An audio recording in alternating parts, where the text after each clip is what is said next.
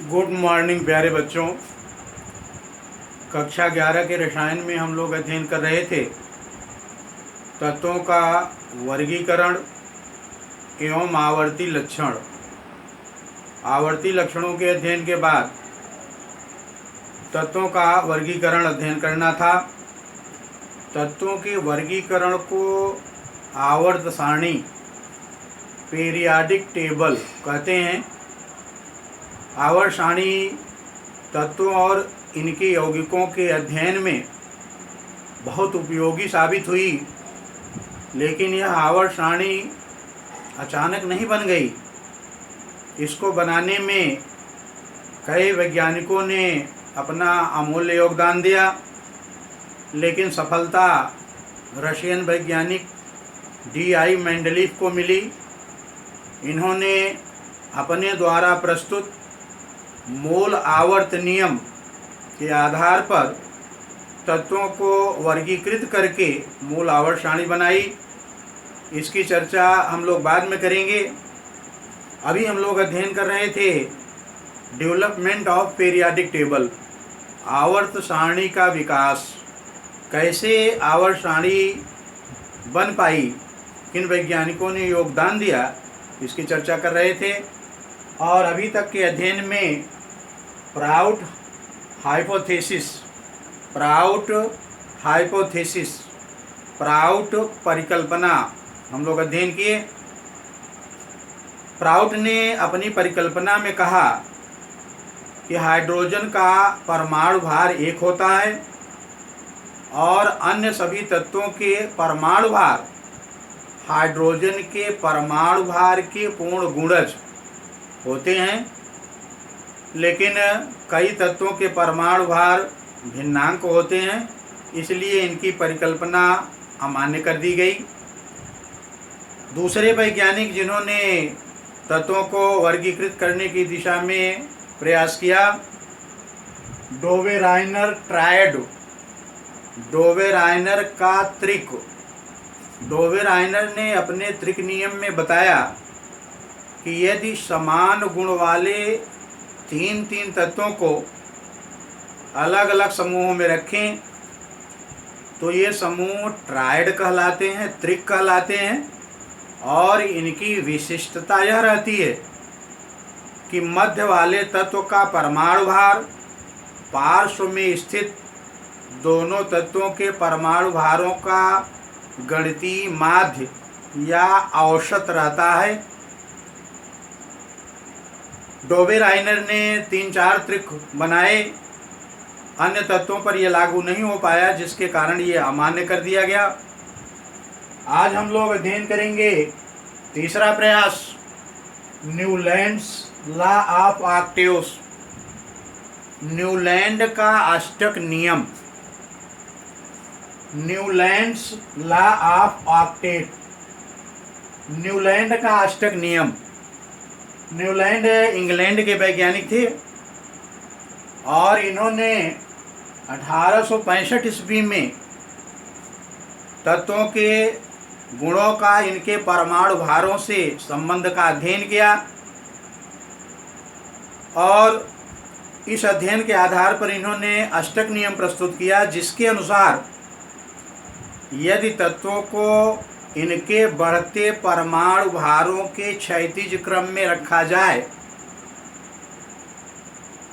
तो क्रम से 8वें स्थान पर आने वाले तत्व का गुण पहले वाले तत्व के समान रहता है, अर्थात तत्वों के गुणों की पुनरावृत्ति होती है। ये उसी प्रकार से है जैसे संगीत के स्वरों में आवर्तिता पाई जाती है। आप ध्यान दीजिए, संगीत के स्वरों में सा, रे, ग, म, प, ध, नी, उसके बाद फिर सा, रे, ग, म, प, ध, नी, फिर सा, रे, ग, म, प, ध, नी, फिर सा, रे, ग, म, प, ध, नी।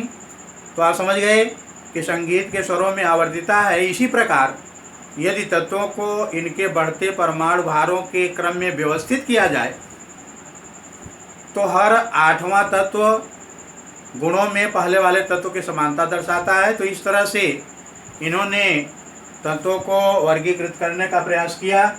जैसे lithium, beryllium, boron, carbon, nitrogen, oxygen, fluorine. तो ये 7वां तत्व है। 8वां तत्व था सोडियम, इसका गुण लिथियम के समान। फिर क्रम से magnesium, aluminium, silicon, phosphorus, sulphur, chlorine. ये बहुत ही उपयोगी नियम रहा, न्यूलैंड का अष्टक नियम। लेकिन यह सभी तत्वों पर लागू न हो पाने के कारण अमान्य कर दिया गया। लेकिन हम आपको जानकारी दे दें कि जितने वैज्ञानिकों ने तत्वों को वर्गीकृत करने की दिशा में प्रयास किया, उसमें तत्वों को वर्गीकृत करके आवर्त सारणी बनाने के सबसे अधिक करीब न्यूलैंड पहुंच पाए थे।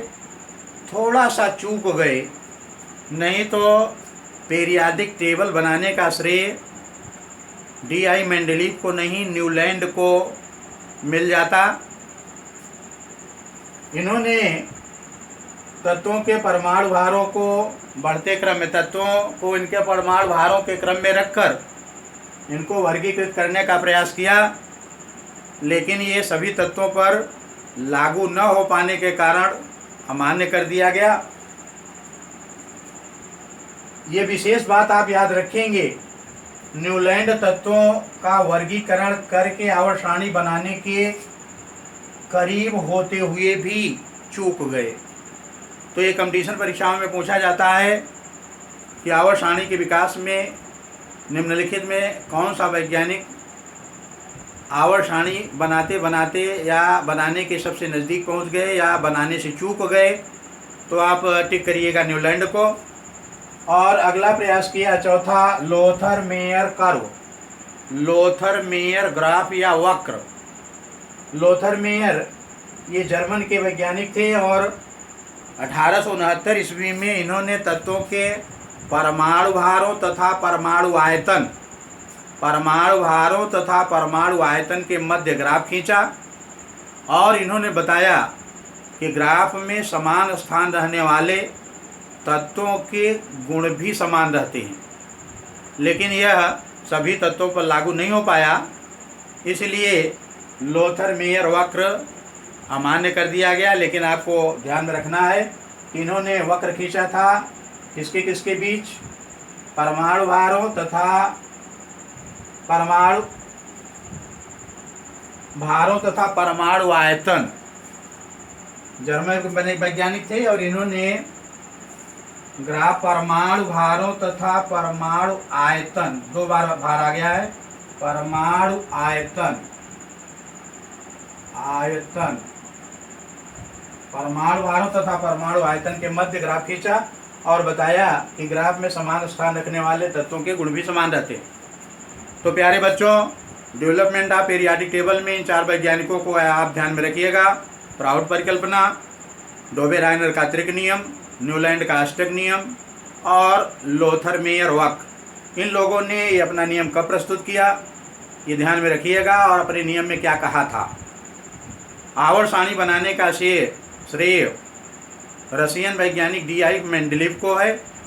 इन्होंने तत्वों के परमाणु भारों और इनके गुणों का अध्ययन किया और मूल आवर्त नियम प्रस्तुत किया, जिसके आधार पर ये मूल आवर्त सारणी बनाने में सफल रहे। डी.आई. मेंडलीव ने किस प्रकार तत्वों को, इनके गुणों का अध्ययन किया और किस प्रकार आवर्त सारणी बना पाई, इसकी चर्चा अगले वीडियो में करेंगे। डेवलपमेंट ऑफ पीरियाडिक टेबल ये अध्ययन में समाप्त हुआ। आज यहीं तक। अगले वीडियो में चर्चा करेंगे पीरियाडिक टेबल का 3 आवर्त सारणियाँ अध्ययन करना है। मेंडलीव की मूल आवर्त सारणी, मेंडलीव की संशोधित आवर्त सारणी और दीर्घाकार आवर्त सारणी। तो चलिए आज यहीं तक। धन्यवाद।